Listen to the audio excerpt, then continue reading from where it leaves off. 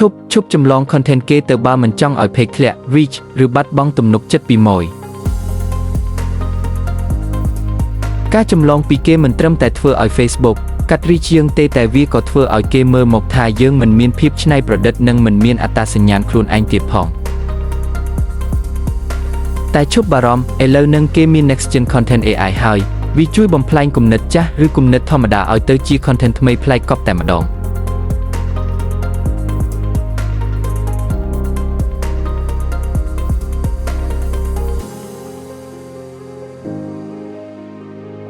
មើលនេះគ្រាន់តែដាក់ឈ្មោះផលិតផលដែលកំពុងល្បីវានឹងចេញ caption លក់យ៉ាងតាក់ទាញបែបប្លែកមិនជាន់គេសូម្បីតែមួយម៉ាត់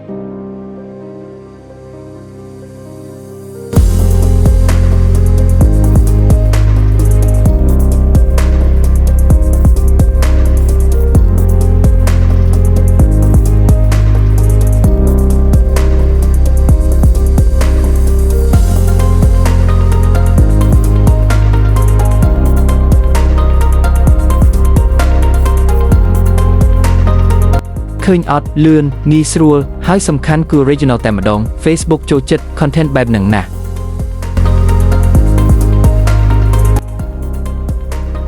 ចង់ដឹងពីរបៀបប្រើ next gen content AI ដើម្បីបង្កើនការលក់និងធ្វើឲ្យ page មាន reach ខ្ពស់មែនទេកុំភ្លេចចុច follow និងសរសេរពាក្យថា AI ក្នុង comment ខ្ញុំនឹងផ្ញើ link ឲ្យសាកល្បង